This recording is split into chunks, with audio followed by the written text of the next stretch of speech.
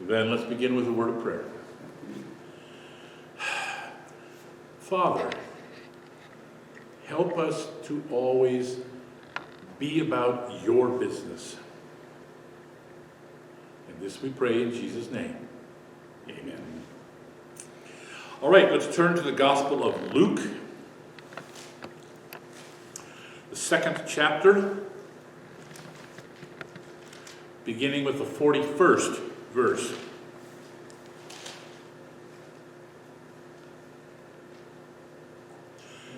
Last week, we looked at Jesus growing up at home, and the stories that were told about him later that probably didn't happen. But he was growing up to be a good man in Nazareth. Okay? Now the story continues with his youth, not his childhood. Okay? So if someone would please read verse 41. Now his parents went to Jerusalem every year at the feast of the Passover. And then 42, please.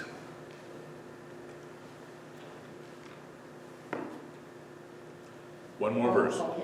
That's right. Thank you. And when he was 12 years old, they went up according to custom.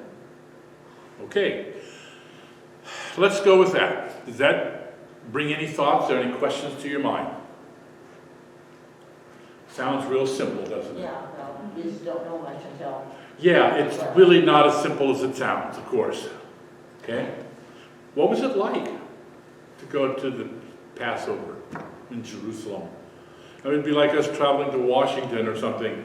And what would it be like to be there? Lots of crowds and people running around. Crowds, people running around. Yeah, things to do, places to be, things to see. People wanting to sell stuff to make a buck.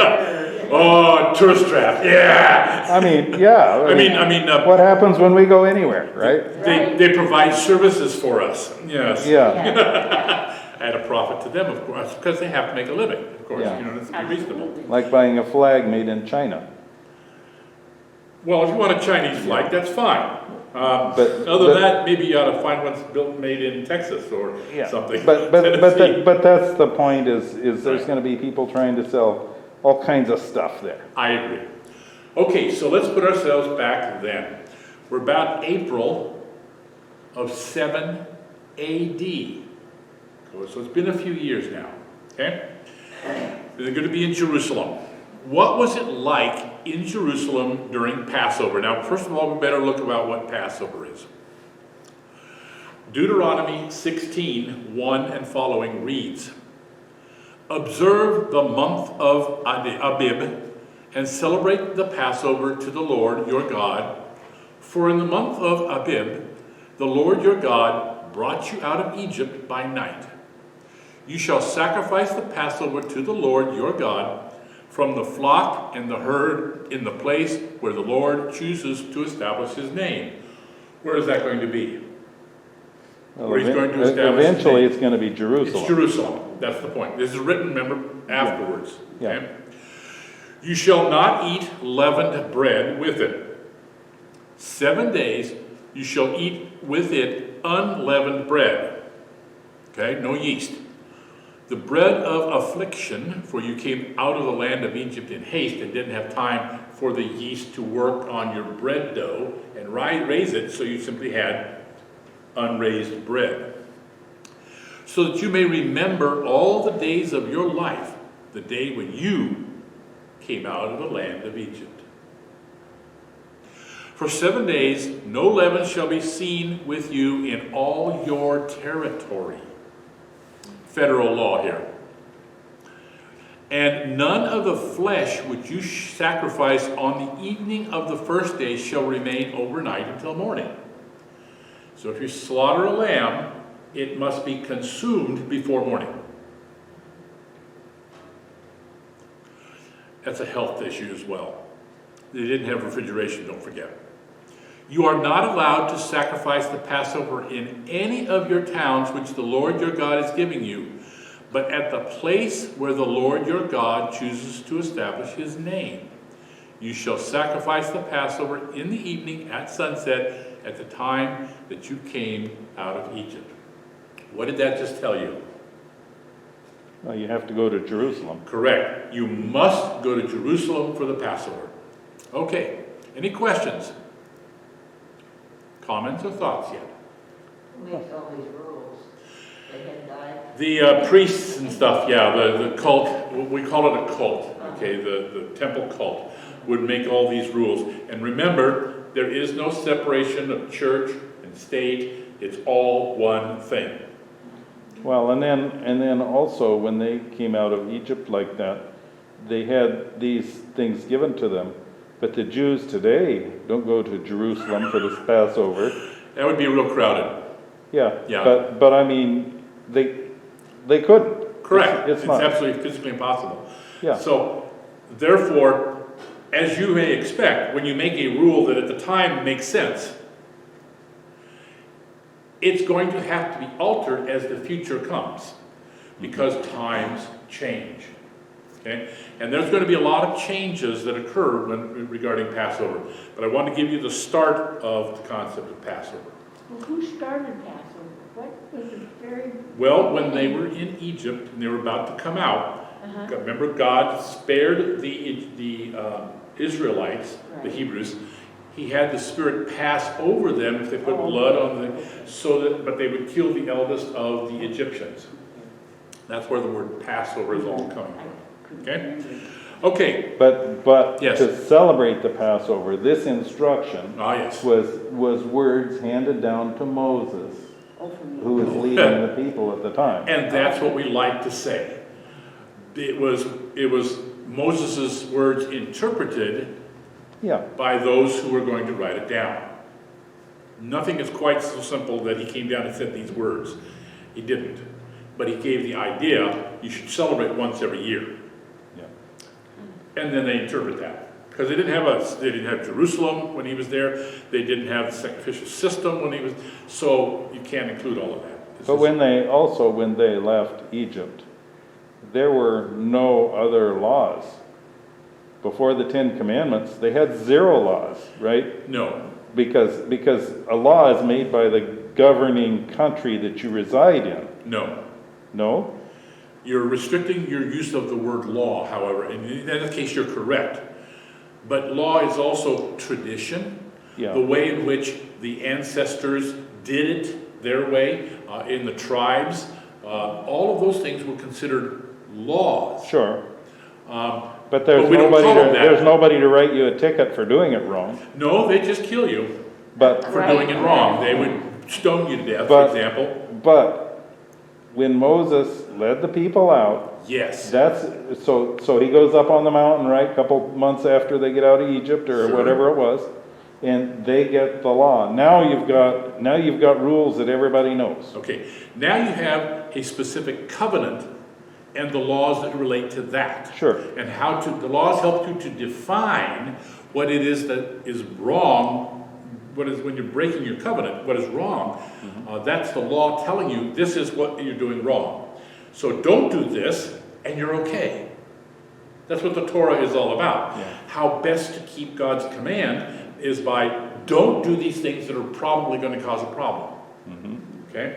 So once the 10 Commandments, we'll start with them, is established and that covenant is made, now all these other rituals and rules come out of that. And that's what you're referring to.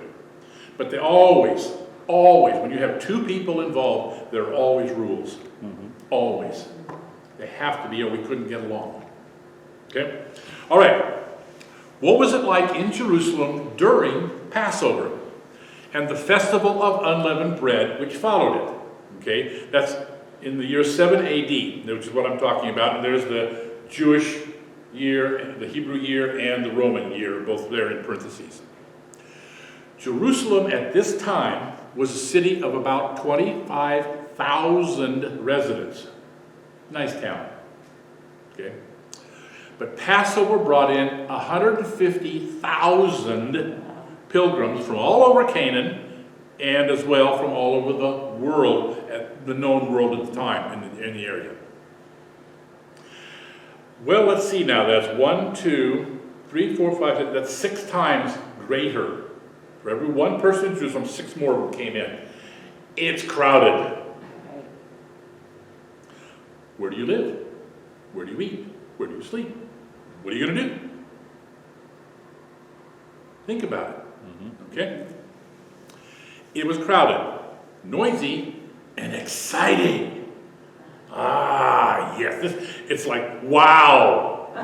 Okay? And in those days, wow was more than we have nowadays. We get wowed at much bigger things now. In those days, little things were wow. Okay? Because they didn't have much. The pilgrims were expected to bring their second tithe. Now, let me tell you what that is. Okay? The first tithe of 10% is for the support of the Levites. That's according to the law. The second tithe is to be spent on yourself in Jerusalem. The third tithe is for charity. And there were others. These were like taxes. But at least the second 10% tax you get to spend on yourself. Okay? And you were required to spend it on yourself in Jerusalem, thus being required to be a tourist. Not a bad deal. If you got to pay a tax, it's nice to get the money right back. Okay? So this was a way to help you pay your way to Jerusalem and have a reason to go there, because you pay this tithe anyway, in theory. Okay? Any questions, thoughts, or comments?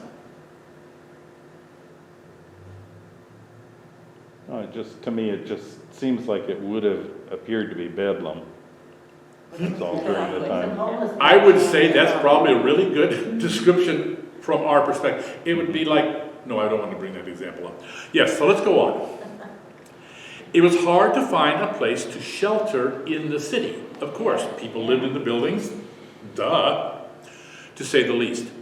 If you could find a room, the owner, now God is the only true owner, that's the understanding in Jerusalem, was required to rent it for the price of the skin of a Passover lamb, though I do not doubt that there were other charges.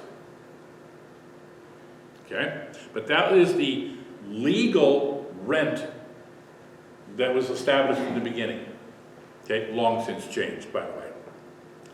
If you could not find a room in one of the neighboring villages even, you were welcome to camp where you could find open ground.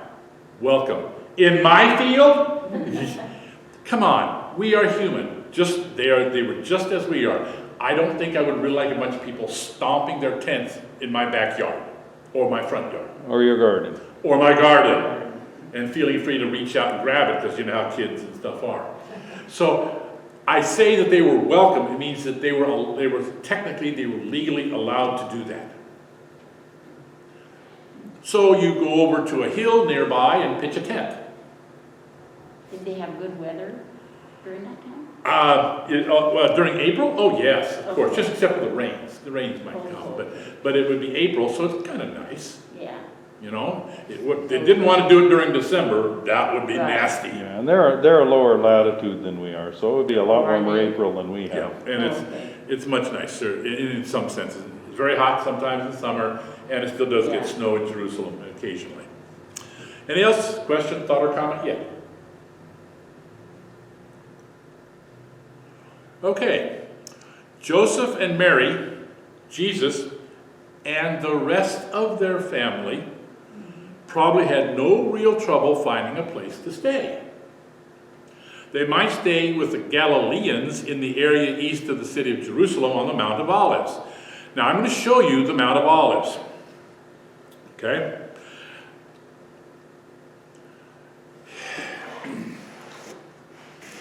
From above, the Mount of Olives has actually three hilltops on the Mount of Olives. Okay? Here's Jerusalem. Here's the temple. You come straight out, you go straight up, and it is up. Okay? And you get up on top, and then there's this hilly area, then there's a little valley here, and this hilly area, and a valley here. So you have this three parts to the Mount of Olives. Didn't know that, did you? No. Okay. So you could, and it was hill country, and so you could put your tent somewhere.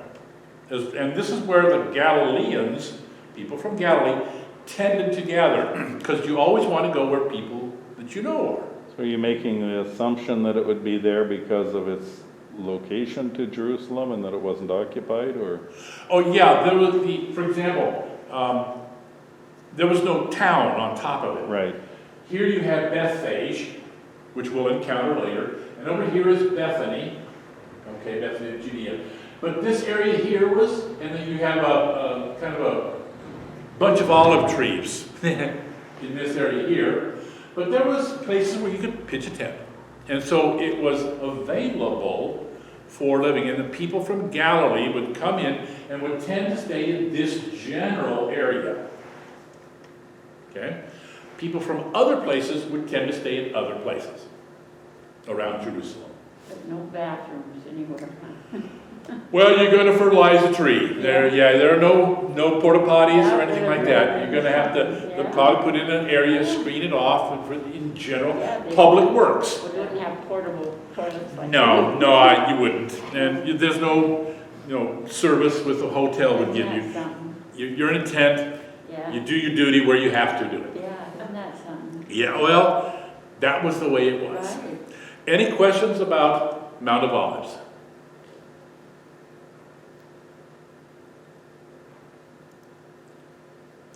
They might have stayed with Zacharias, Elizabeth, and John nearby. That was down a few miles away, down in Ein Karim, so they could have maybe stayed down with them.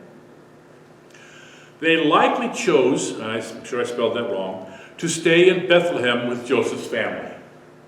They'd been there before, not so long ago. What the heck, it was only 10 or 12 years. Maybe. We don't know. They could have stayed in any of them. I'm going to make the assumption they stayed with Zacharias and Elizabeth. Question, thought, or comment? Okay, let's find out what happened during the days. John and Jesus would still have met often. They were, after all, boys of 12. Think of boys of that age, okay?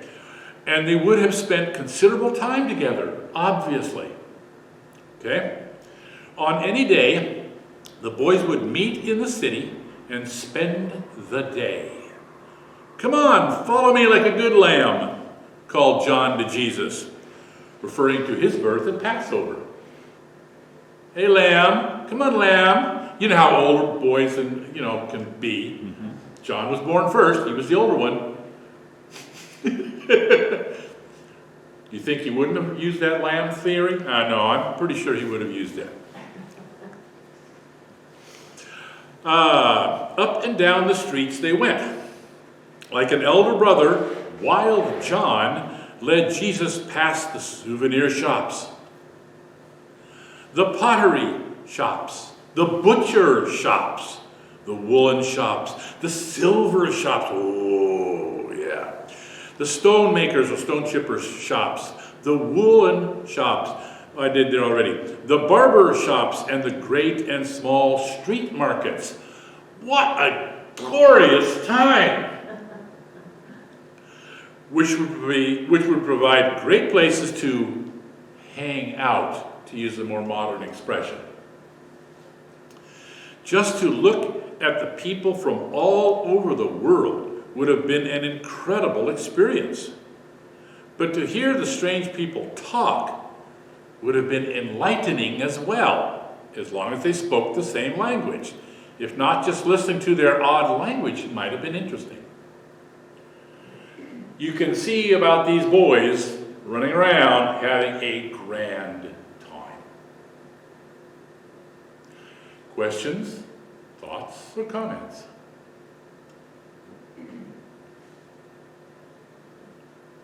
Okay.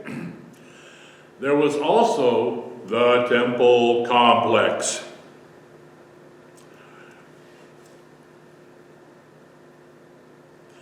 All right. The temple complex. Here's the whole platform. You come up through either the triple or double gate. Come up inside here, the Gentile area. You can enter in then into the area of the women, or the area of Israel, or on into right in front of the temple itself. Okay? This is the temple complex. Any question or thought about it? Were children allowed there? Oh yes, absolutely. No further than, of course, the court of women. After all, you got to have someone babysit the kids while the men are busy, you know. Right. Okay. Now this area here was called the Portico of Solomon, or Solomon's portico. Okay, porch. Okay, I'll see that to you later. This here, the Romans had added a entry point because there's so much trouble caused in this temple area by the Hebrews. They had this fortress built called the Fortress of Antonia, okay, that had direct access into the court of Gentiles in case of trouble. Okay? And then there were other things that we'll talk about later. Okay, and specifically the stoa down here, which was what you would call a marketplace. It's the place to help people to better worship.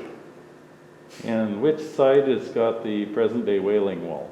The western wall now is down. Oh, that's west. Okay, there you Yeah, go. this platform does this, and down here is the western wall. Okay, so you oriented this north-south. Always north-south. Okay, I can't survive any other way. just have to ask. I think you're the right to ask. Okay, any question about the temple complex At itself? that point in time, they didn't have all the tourist stuff and selling stuff. Yes, absolutely. That's what the stoa, Destroyed the temples before. that's down here. Oh. You would come up underneath, you'd turn around, and behind you would be this large area, and in that would be all these little shops where you could get the proper coins, get the proper animals, properly unblemished for your sacrifices, and other things that you might just need as a tourist or as a worshiper.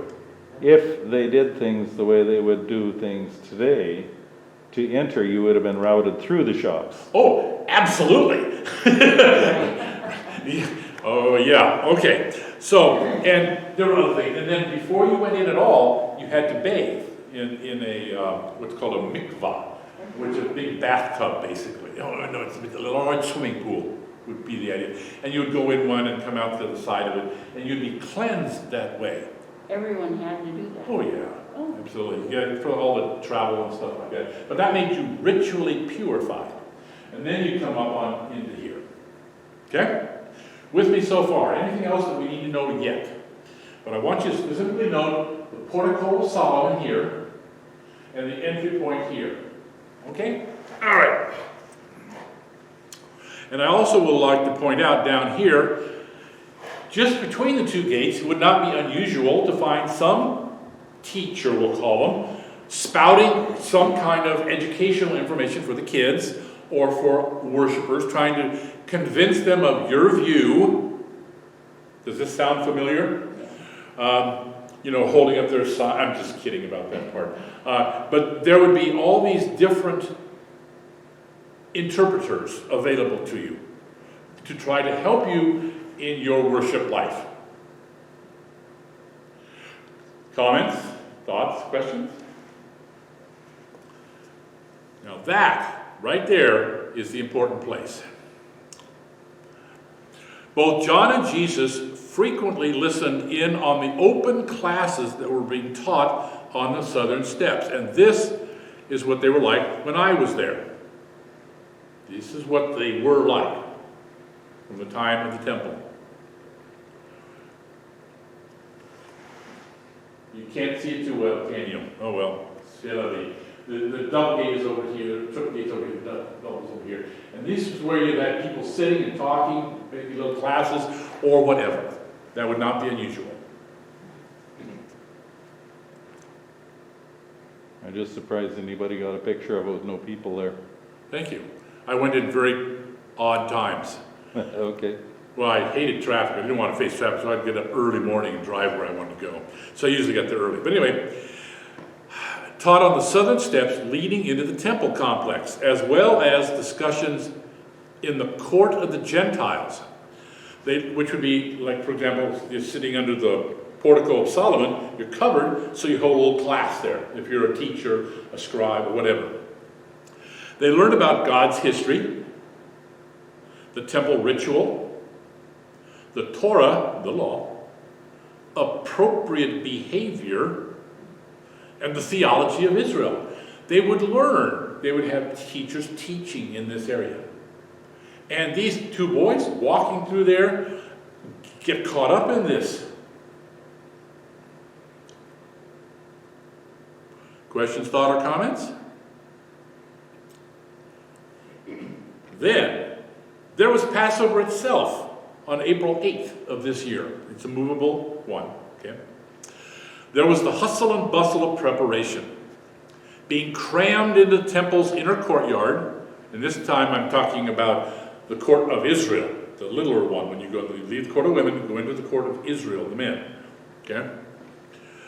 With a lamb held over your shoulder, along with 6,000 others, each one with their lamb, while you waited your turn to approach the place of sacrifice at the altar of the burnt offerings. One needed to get the, what? Oh, sorry. So would not some of them be bringing the poor people's offering as well? This is not that. This is the sacrificial area. Oh, this is because it's This Passover. is Passover. I got They've you. got to do the sacrifice. There you're supposed to get a lamb. Yeah, okay. Okay. Then one needed to get the lamb home and cook. Finally, there was the Passover meal and the family time. This is added on to all the other exciting things that were happening with these boys. And even when that was done, then the 7 days that followed, it's called the Festival of Unleavened Bread, gave them even more time together. Yet, in reality, it was all over much too soon. And it was time for Jesus to go back to Nazareth. Okay? Any questions, thought, or comments so far? Well, he must have to have been a pretty healthy adult. I don't think a lot of old people could be standing there with a lamb on. It was typically the dominant male. It couldn't be a female. So it'd be our sons, you know, the youngsters. Unless you had no other choice, in which case you went in as an oldster. Okay, let's go on in Luke chapter 2, starting in verse 43. And please read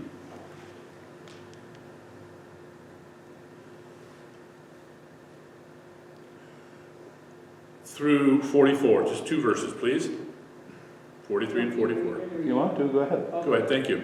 And as they were returning, after spending the full number of days, the boy Jesus stayed behind in Jerusalem, and his parents were unaware of it, but supposed him to be in the caravan and went a day's journey. And they began looking for him among their relatives and acquaintances. All right, what? How could they do I this? know.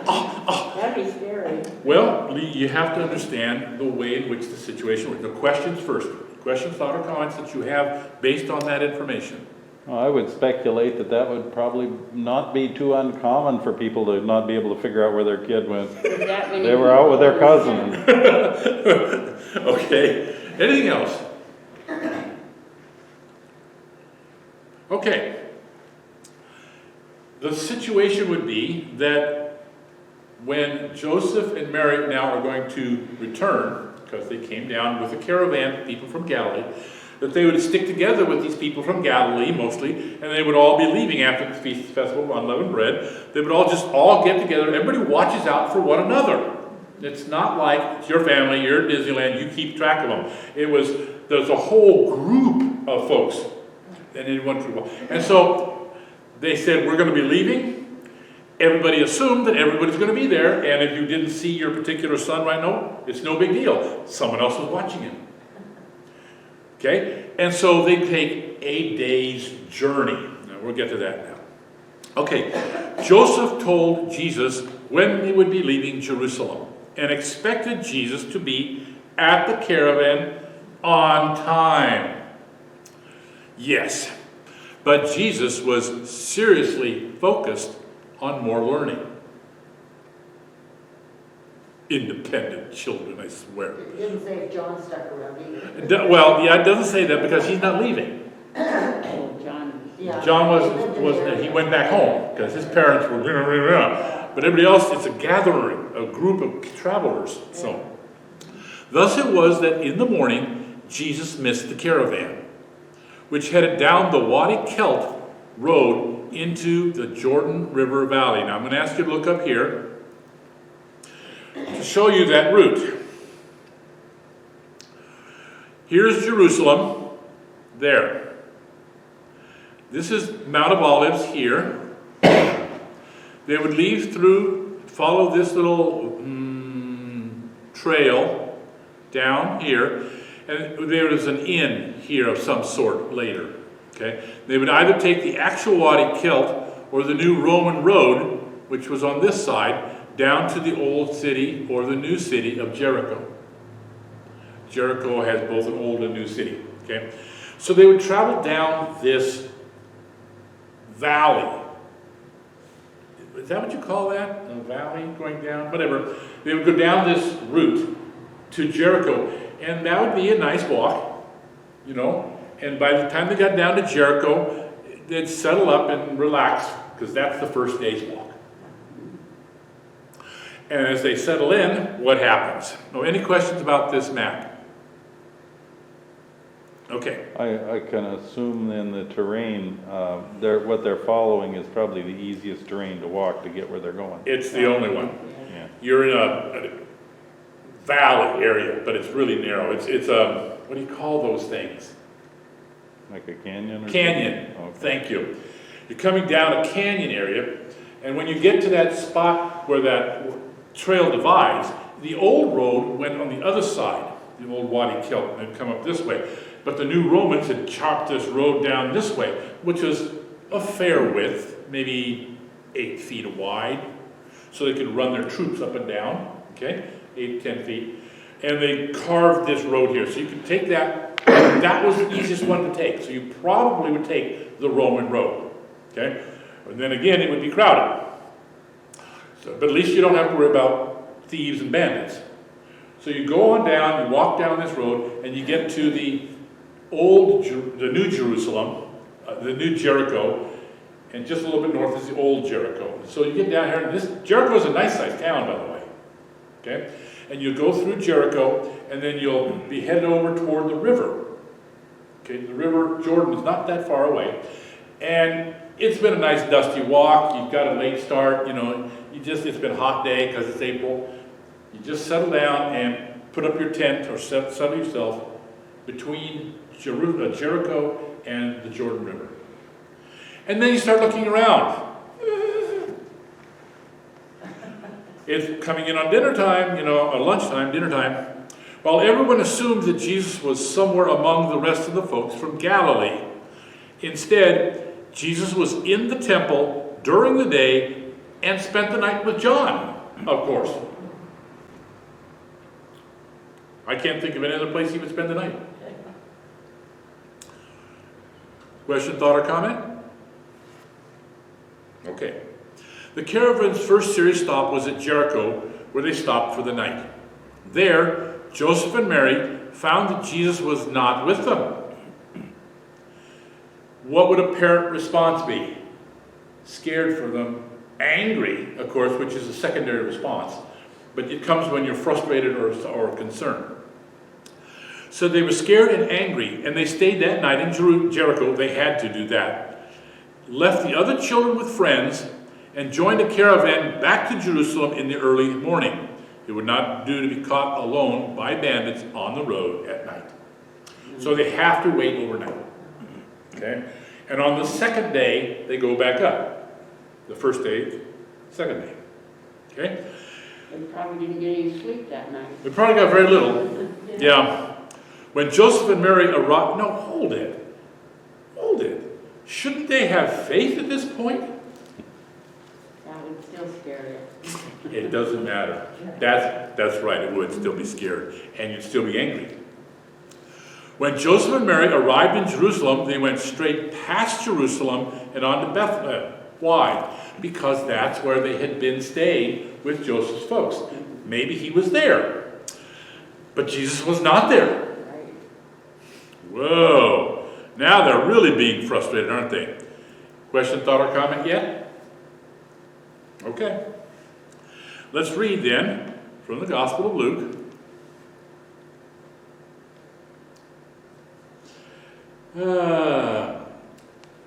That was in 45, right? We did read 45? No, we didn't. 45 reads, when they did not find him, they returned to Jerusalem to search for him. After 3 days, they found him in the temple, sitting among the teachers, listening to them and asking them questions. And all who heard him were amazed at his understanding and his answers. Okay? Especially at 12 years old. Question, thought, or comment?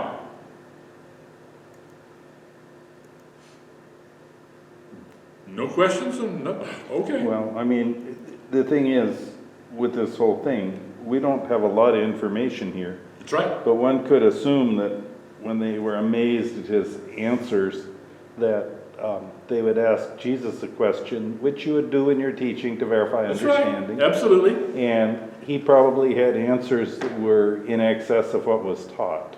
In other words, Okay. at a level beyond what they taught him. Sure. Probably. He was smarter than they were, right? Maybe. Anybody else? Question or thought? I mean, certainly he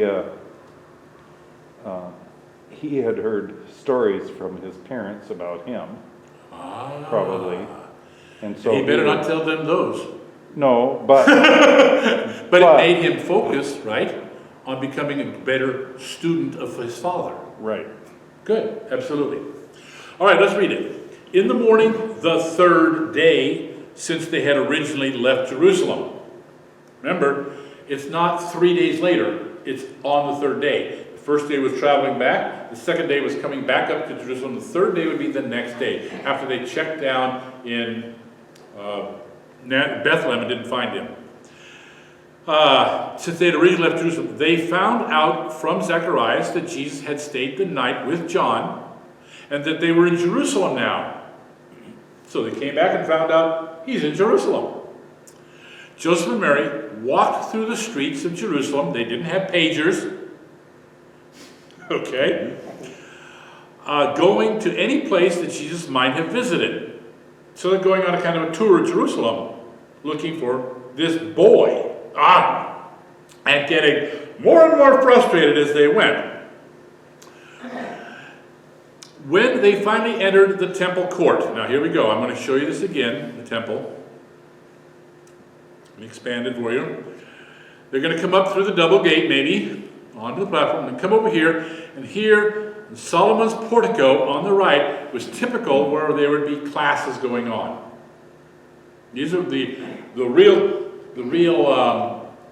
cult of Jerusalem. This is where they would go. The theologians of the Right, day. not the ones outside trying to convince you of other things, but these are the ones inside. These are the official teachers.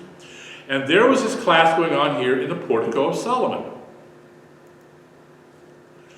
They caught sight of him sitting in on a religious study class next to the Portico of Solomon. And the reconstruction, this is what the Portico of Solomon looks like. This is that area I pointed out where that class might have been held, right down here, under the Portico of Solomon. And so he came up through the double gate, onto the platform, ignored the stoa, and they found this class going on, and Jesus was here, under the Portico of Solomon. And of course they go, oh, praise the Lord. Yeah. Yeah, right. They were still happy. They were still, oh yeah, they were relieved. Yeah. They're not happy yet. Okay. They were discussing the Torah and the Messiah in that class, I'm suggesting. Politics and rebellion. Remember, this is under Roman rule, under kings that are capricious and nasty. Okay? So, rebellion is in the air at all times. Okay? And these are some of the subjects which certainly attract the attention of two 12-year-old boys. Okay? The teachers were impressed by Jesus' knowledge and his astute questions, answers, and insights. Now here's my take on this. He was a remarkable 12-year-old boy. I don't say he's more knowledgeable than they are. But for a 12-year-old, he was well versed in his faith, in his religion.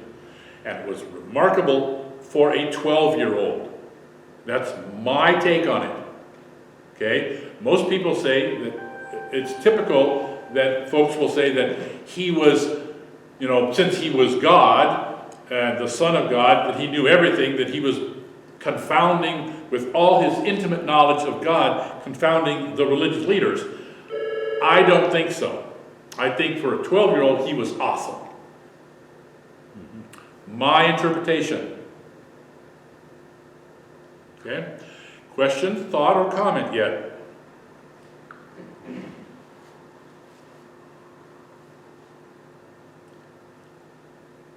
Okay, let's finish this up.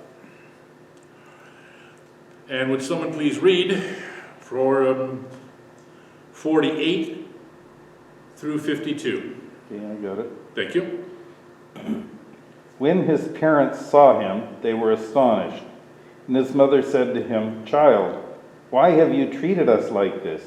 Look, your father and I have been searching for you in great anxiety."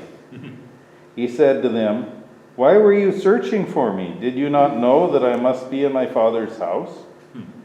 But they did not understand what he had said to them. Then he went down with them and came to Nazareth and was obedient to them. His mother treasured all these things in her heart. And Jesus increased in wisdom and in years and in divine and human favor. Okay, what does that tell you? Who he was going to be for us. Say again, please. Who he was going to be for us. Okay, it tells us who he was going to be, or at least how he was going to affect us in our current time. But he also, which one of us has not confounded our parents on At what time? occasion? Maybe I may have been a little worse than some of the others. Not worse than me. But realistically, that's part of being a kid. But you used the word confounded. Yeah. That doesn't seem right to the word for us. For him, maybe. But for us, we just frustrated the heck out of them. Or we irritated them. Or we disappointed them. I'm sure I was just a model child. You were the model child. I'm so sorry about that. Yes. I think you were better. I was not the model child. At times I frustrated my mother. Yeah. I did.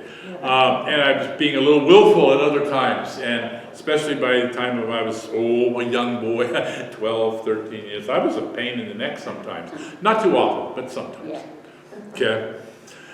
That's normal. He's a normal boy. Yeah. Okay? However, what is not normal is his focus Right. on the Torah and on religion. That it's not quite normal. He's like obsessed, Yeah. apparently. He's soaking it up. Right? Yeah, apparently so. Any question, thought, or comment more? Sorry. Modern generation. We track each other and have phones in our hands. Oh. Okay. He can't figure out how to shut it off. You old man. Yeah. Yeah. What can I say? How can I say? I forgot to mention you should shut off all your cell phones and I stuff. know. Okay. I like 52 where it says, "And Jesus increased in wisdom and stature and in favor with God." Yes. Yes. That will be for the next 18 years. Yeah, he better increase. But his focus, you'll see his focus there. That's the important thing. Okay. When Mary asked Jesus why he had missed the caravan and why he had spent his time in the temple, he replied with a furrowed brow. You know what it is. Okay. "Where else would I be? This is my Father's house. What? I know, yeah. His focus was not here totally. But as you know, he's going to grow up obedient to his parents. But his focus really is on God, Right. on the Father. Okay? Where else would I be? Mom! However, the answer seemed to confuse Joseph and Mary, despite the angel's visits, the shepherds, Simeon and Anna and the Magi. Despite those things, they were confused. Why? Because they're normal people. Parents, yeah. And these things don't always sit 12 years in their head constantly. And so they didn't think about it. They thought about the earthly, my son is not here. Okay? Still, Mary remembered what he had said. Otherwise, we wouldn't know it. Okay. Joseph, Mary, and Jesus journeyed down to Jericho, collected the rest of the family, and returned to Nazareth. In Nazareth, Jesus grew up in the Lord as Samuel had. What? That's part, got it? Samuel 3:19. Thus Samuel grew, and the Lord was with him, and let none of his words fail. So this is to remind you of part of the history of the people, that he was being watched over by God. He was doing the same thing that God called Samuel to do. Okay? Prophet Samuel. Jesus learned to be a handyman from his father, doing work from carpentry to house building. Now, carpentry? When I visited, this carpenter and his son are building, this was a bed frame, I think, but you can see what a carpenter would be doing.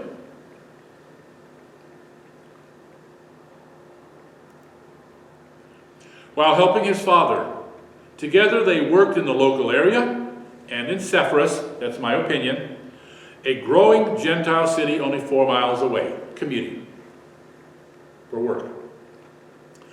Then, when Joseph died, which he did because he was not there later when suddenly we're looking later, as Mary's eldest son worked hard as a handyman to support the family.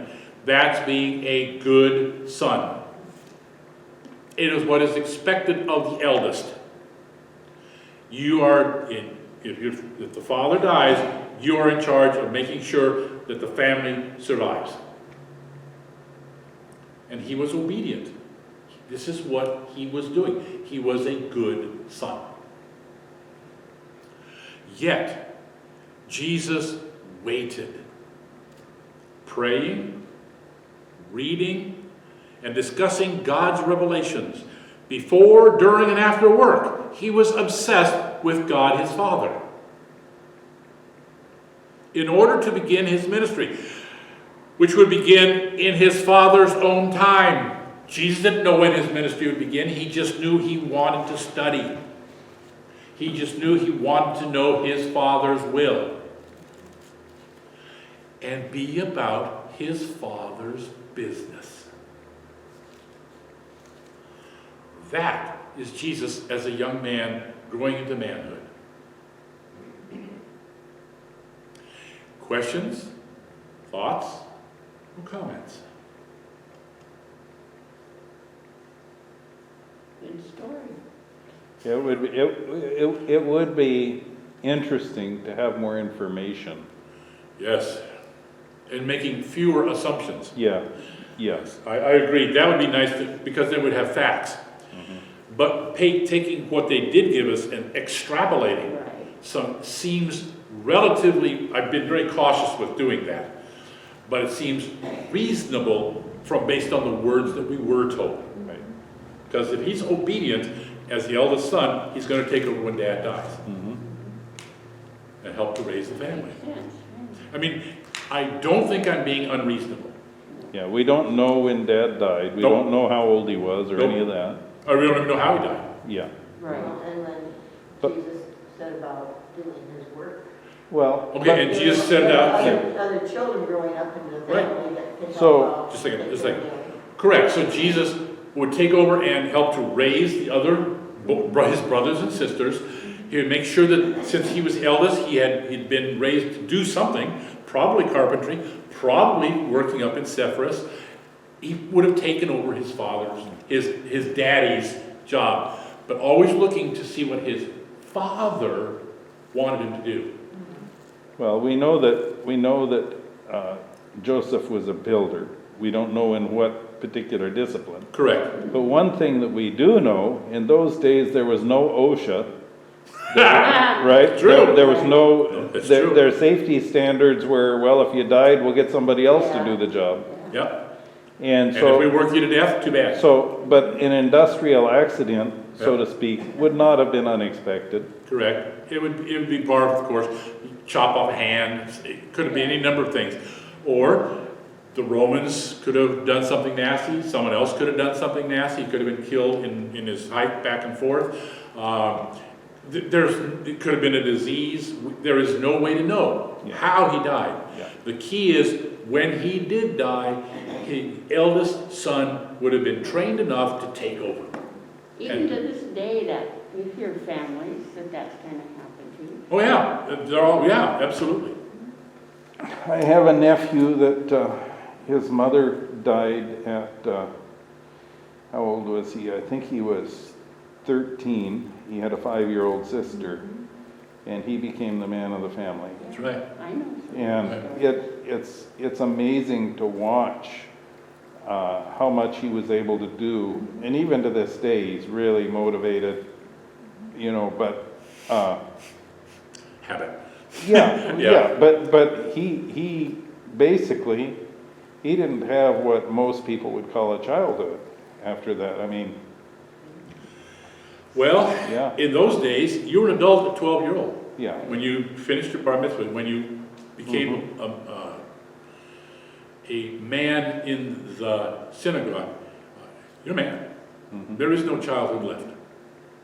No. We extend childhood for good or ill till 80. For some people, it seems I that. was gonna say, do we have to quit at 80? Well, sooner or later, you have to grow up, don't you? Okay. All right. Next week, we will be looking to John beginning his ministry, which will lead us into Jesus and his ministry.